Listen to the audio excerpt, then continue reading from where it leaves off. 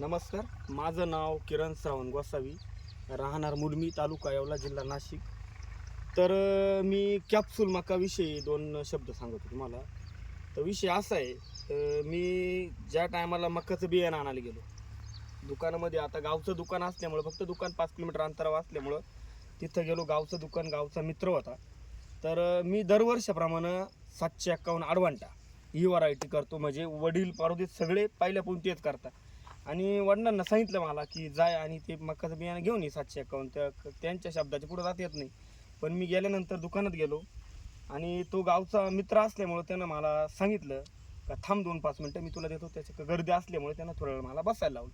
तर मी त्या ठिकाणी बसलो थोडा टाईम आणि त्याच्यानंतर त्यानं मला 15-1 मिनटं गेले. त्यानंतर त्या म्हणे मला एक काम कर म्हणे, तर आहे ना तू माझ्या मनानुसार एक बियाणं घेऊन जाय. तू जर तुला योग्य वाटलं तर पुढच्या वर्षी कर, नाही तुला योग्य वाटलं तर करू नको.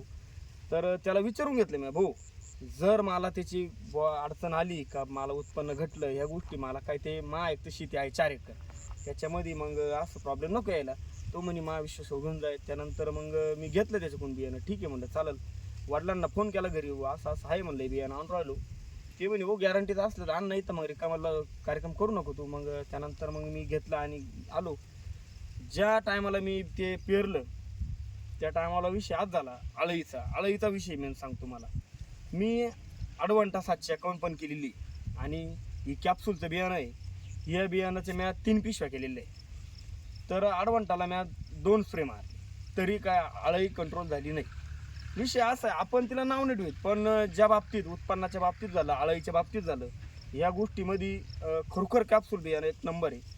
आणि कॅप्सूल म्हणजे मी पहिल्यांदा स्प्रेमध्ये आपण ते तणनाशकमुळं ते स्प्रे करायचं कारण असं होतं, तणनाशक मारताना त्याच्यात नॉर्मली प्रॉक्लेन घेतलं मी फक्त, आणि ते प्रॉक्लेन आणि ते मारून दिलं तणनाशक. त्यानंतर त्या मक्याला अळई एवढी पण नाही, एवढी सुद्धा अळईनं प्रॉब्लेम दिला नाही. आणि आत्ता मका जस्ट मी 1.5 बिघा मका केली होती, ती मका आता काढून आणलेली. आणि काल मी गाडी भरली होती, ही माझे मित्र आम्ही दोघं सोबतच. आणि काढताना पण 8 दिवसापूर्वी आम्ही दोघांनी मका काढली. पाऊस खूप चालू होता, पण मक्याला काही डंके वगैरे काही झाली नाही. आम्ही थोडी त्याची मेहनत घेतली आणि आम्ही दोघांनी काय केलं, मशीन आलं याच्याकडे आणि दोघांनी ठरवलं काढून घेऊ. तर दोघांनी त्याची मका काढली, त्याचं पायनर होतं आणि मी कॅप्सूल बियाण्याची माझी मका होती. तर आम्ही दोघांनी ती मका काढली आणि 8 दिवसापासून तिची मेहनत करून ती वाळवली. काल अक्षरशः यानं टारली भरवली एक त्याचीवाली. आणि मी माझी छोटी गाडी होती 7-8 क्विंटलच्या हिशोबानं मी ज्या टायमाला भरवली गाडी, तर आमचं घरून निघताना नियोजन असं झालं, आम्ही चर्चा केली काय किती बसत, तर आमचे 4-5 जणांचं एक मन असं का ती मका 7 ते 8 क्विंटल बसलं. या हिशोबाने आमचा अंदाज झाला तो. आणि आम्ही काल मार्केटला गेलो लासलगावला. तर विषय आज झाला, काल तिडं म्हणजे मार्केटमध्ये गेलो. आता प्रत्येक शेतकरी राहतो, काही गोष्टी जर चांगल्या वाटल्या तर तो शेतकरी 100% विचारणारच बुवा काय कोणचं बियाणं आहे काय. त्या ठिकाणी आम्ही गेल्यानंतर 4-5 जण असे आम्ही मका बघत होतो, ते बघत होते. आणि ते योगायोग गाडीजवळ आले आणि तिने बघितलं, कोणचं बियाणं आहे म्हणे. तर त्यांना बोललो असं असं, एकच नंबर व्हरायटी, कलर वगैरे सगळं काही गोष्टी एकच नंबर. आणि बियाणं मुळात म्हणजे कॅप्सूल नावानं प्रमाण खरोखर मोठं बियाणं आहे त्याचं, एकच नंबर. डाळिंबाची दसकाय डाळिंबस एकच नंबर, कलर असा त्याला काही विषयच नाही. आम्ही त्या शेतकऱ्यांनी विचारलं, आम्हाला हातात घेऊन बघितलं, सगळ्या गोष्टी मार्केटमध्ये एक नंबर जाईल मका, ते स्वतः शेतकरी बोलले. आम्ही तर काय बोललोय म्हणलं, तुमचं आता ते नशीब नाही म्हणलं, आता मार्केट शेवट कलर होत आता काही काही सांगता येत नाही म्हणलं. त्यानंतर ते मग झाला विषय तिडा बिन झाला आम्ही. आणि काल मका खरोखर ते बोलले मार्केटमध्ये खरोखर एक नंबर मका गेली, खरोखर म्हणजे त्यांनी सांगितल्या प्रमाणात गेली. आणि खूप टाइम बीट चालली, ज्या टायमाला ते निलाव चालू होता त्या टायमाला खूप टाइम बीट चालली त्याच्यावर. आणि ती मका वजनाचा विषय सांगत तुम्हाला, खरोखर एकरी ती 35-40च्या आसपास 100% बसणार. 40 क्विंटल तर कधी. अच्छा, तुमचे जे काही 7-8 क्विंटल तुम्हाला वाटलं होतं होईल, ती ऍक्च्युअल किती बसली त्या दिवशी? ती आम्हाला त्या दिवशी विषय आज झाला, कालचाच विषय. हा. आम्ही ज्या टायमाला गेलो काटा केला. आता गाडीचा अंदाज, वडील गाडी चालवता, मी काय चालवत नव्हतो, पण आम्ही दोघं भाऊ काल गेलो. आणि हा मित्र माझा हा पण होता सोबत, त्याची ट्रॉली होती, आम्ही सोबतच. ज्या टायमाला गाडी काटावर खाली केली, म्हणजे पहिल्यांदा भरतीची गाडी खाली लावली, तिकडे काटा झाला. तर मला गाडीचा अंदाज नसल्यामुळे मला समजलं नाही, म्हणलं असं 7-8 क्विंटल गाडी 12 क्विंटल बसल असा हिशोब झाला आमचा.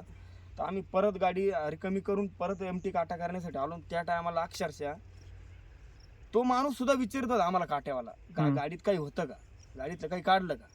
वजन, ते गाडीचं वजन बसलं 9 क्विंटल 60 किलो. बर. आम्हाला सुद्धा त्या जागेवर आश्चर्य वाटलं.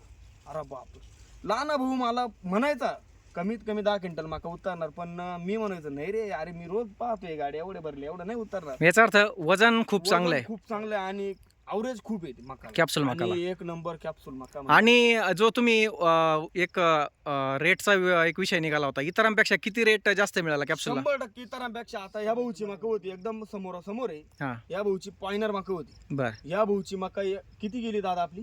2291 मका गेली आणि pioneer. तुमची आणि कॅप्सूल सोबत- किती गेली? आणि आमची कॅप्सूल कम्प्लीट 2400 रुपये गेली. अरे वा.